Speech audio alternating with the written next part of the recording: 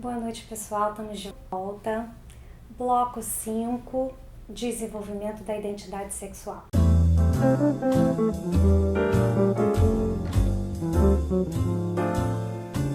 Hoje eu vou precisar retomar algumas coisas porque a gente vai começar uma nova etapa aqui no canal. Primeiro, vou propor para vocês que pensem na análise psicodramática, né, a nossa metodologia, como um quebra-cabeças, tá? Um quebra-cabeças cujas peças são teorias, técnicas, alguns recursos e métodos dentro da metodologia, combinado? Então, ficamos aqui com isso, com essa imagem. E aí vamos lembrar lá, o propósito do canal é falar de personalidade, desenvolvimento da personalidade, pensar os aspectos do desenvolvimento sempre entrelaçados com a influência da cultura, do social, na formação dessa personalidade, ok? Do ponto de vista do desenvolvimento, alguns eventos geneticamente previstos, lembram daquilo do nosso programinha, lá desde o nascimento, são muito importantes. A gente chama eles de turbilhões sinestésicos, lembram? Turbilhões de sensações que causam uma maior bagunça na identidade, na personalidade e vão levando ela para caminhos diferentes até o amadurecimento. O primeiro deles, até os 2 anos e meio, formação do nosso mundo sensório, do nosso universo intuitivo, das áreas do pensar, sentir, perceber. A partir daí a criança começa a se socializar, viver uma nova etapa, formação da identidade infantil, puberdade, novo turbilhão sinestésico, chacoalha, sacode tudo, chega a energia sexual, começa a formação, o desenvolvimento da identidade sexual, que vai até o final da vida, não é? E que tem um novo turbilhão em um momento importante sensório de queda aí na época da menopausa. O que mais é importante para a gente começar a falar da identidade sexual que começa na puberdade? Ora, entender como essa criança se formou até então, porque ela já tem uma identidade, correto? Ela só não tem ainda energia erótica, mas já tem uma identidade. Vamos pensar nessa criança que está se desenvolvendo, como é que ela se desenvolve? Bem, ela se desenvolve com climas, atmosferas da casa dela, dos que vêm dos cuidadores, se lembram? Os climas responsáveis pelas energias masculinas e femininas, e também com aprendizados e interações com pessoas e com o ambiente. O que é importante disso na infância?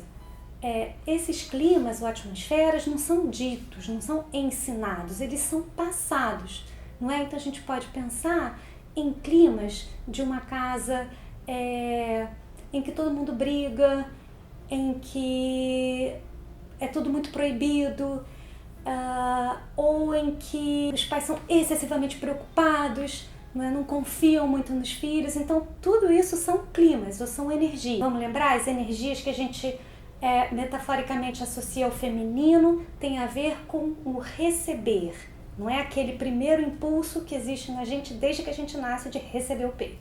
E a energia masculina, impelir, tá? Ir, agir, ir para o mundo. Não é? Então, todas esses climas ligados ao acolher têm a ver com afago, com acolhimento, com tranquilidade. É só a gente ir lá para a mamada, lembra? Para o peito e imaginar aquilo como uma metáfora de outros climas ou atmosferas psicológicas que trazem para a gente tranquilidade, calma e a possibilidade de recolher, sentir, captar, intuir. E as energias ligadas as energias masculinas, ligadas de um modo geral ao masculino, por assim dizer. Ir para o mundo, ser assertivo depois, ser combativo, e que vão ter a ver também, num certo sentido, com o que a gente associa às funções masculinas de proteção, de limite, porque a gente também não pode fazer o que quiser. Esses climas, tanto masculinos quanto femininos, também tem a ver com climas de confiança, de asseguramento, que essa criança possa ir desbravando o meio e usando a energia masculina dela e a feminina para ir formando uma identidade espontânea.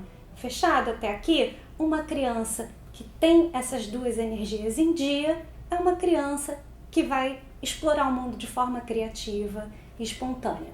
Então, gente, desde que a gente nasce, tem sexo biológico, tem combatividade e sensibilidade sendo desenvolvidas.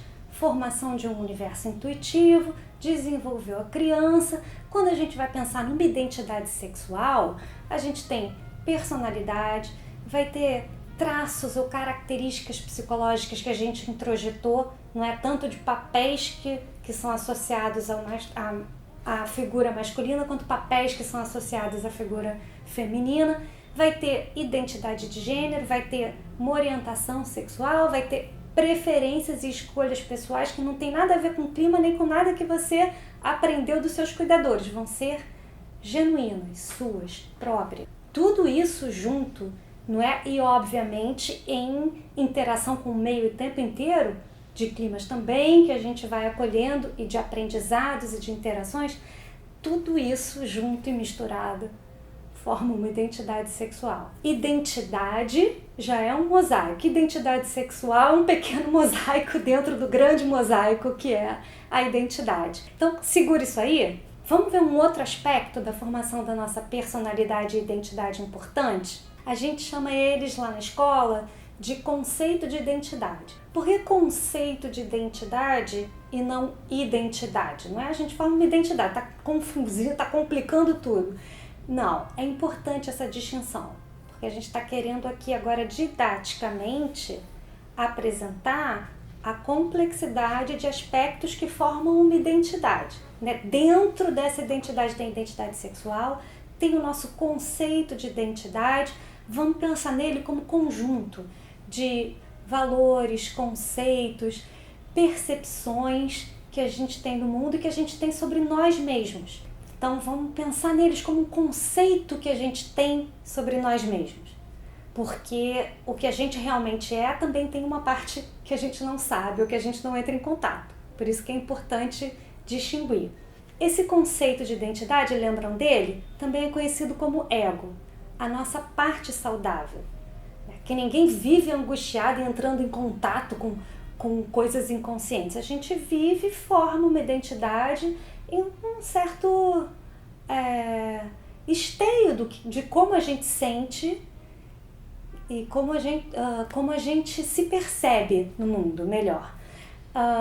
Esse esteio funciona como um chão psicológico, sabe? É o que a gente pensa ou imagina sobre a gente, é o que a gente sabe sobre a gente, é o que a gente tem para ir criando projeto, sentido e propósito na vida. Deixa eu falar uma outra coisa. Quais são as condições para a gente começar a se socializar e criar um conceito de identidade? Isso é importante. Primeiro está todo aquele turbilhão e formação de órgãos, sistemas, a nossa intuição e também o nosso corpo, né? Pensa a criança sem nenhuma autonomia, até ela já está começando a andar, já está buscando as coisas, explorando e podendo entrar em contato, interagir de uma forma mais assertiva. Para isso acontecer, é preciso que haja uma certa estabilidade desse turbilhão. E ela vai acontecendo nesses primeiros anos justamente com a conclusão dos órgãos, sistemas, né? Cérebro, bexiga, pulmão, coração. Tudo isso vai entrando num certo ritmo e padrão de regularidade. É essa regularidade que permite que a energia que está sendo investida no psiquismo, na organização desse corpo, possa agora começar a ser colocada para fora, não é? Investida na vida social, nas interações, na sociabilidade. Então esse é um momento muito importante, um momento em que a gente começa a ser serizinhos sociais, não é? E que acontece em termos sensórios porque há uma certa estabilidade senestésica, certo? E aí a gente pode tá no mundo, se desenvolvendo, aprendendo, colocando a curiosidade para fora e também formando a nossa identidade, o nosso ego, a nossa parte saudável, a parte que vai poder estar na vida, criando, construindo, fazendo projetos. Fechou? Não é nada complicado, gente. Pensa, sei lá, na Patrícia, que é filha de comerciante, sabe? Ela cresceu na Baixada Fluminense, ela batalhou muito, os pais batalharam, ela estudou, agora ela está fazendo arquitetura no Fundão. Isso é o que a Patrícia sabe sobre ela, é como ela se apresenta no mundo, tá? Sei lá, o José. Os pais emigraram, vieram de fora, vieram da Polônia, vieram do Nordeste, e o José era uma criança muito solta, sabe? Onde ele cresceu nos primeiros anos de vida, tinha muitos amiguinhos e tudo. E aí, quando ele emigrou, veio para o Rio de Janeiro, morava no centro, ele, não sei, ficou uma criança meio medrosa, tímida, dessa forma que o José se entende, você apresenta. Esses são alguns aspectos da identidade do José. E, sei lá, mas quem? A Rita. A Rita é filha de diplomatas, sabe? Então a Rita não cresceu num lugar só, entendeu? Era meio assim, sem pertencimento, ela cresceu em vários países do mundo. E ela tem pais muito legais, sabe? Muito bacanas, que dão muita força para ela fazer tudo, mas ela no fundo, assim, sempre se sentiu uma criança desconectada e se sente uma pessoa desconectada, ela não tem muitos amigos. Então, gente, esses são alguns exemplos de como a gente entende, explica e justifica quem a gente é no mundo. Mas isso é também a nossa condição de estar no mundo de um jeito saudável. A gente tem que se entender e se perceber de alguma forma, tá? Isso a gente vai chamar de conceito de identidade. Falta só uma coisinha, que acho que pode ser o elo de ligação importante para o que eu quero dizer. O prazer. Mas isso a gente deixa para o próximo vídeo. Fiquem com a gente, se curtiram, compartilhem e deixem o polegar.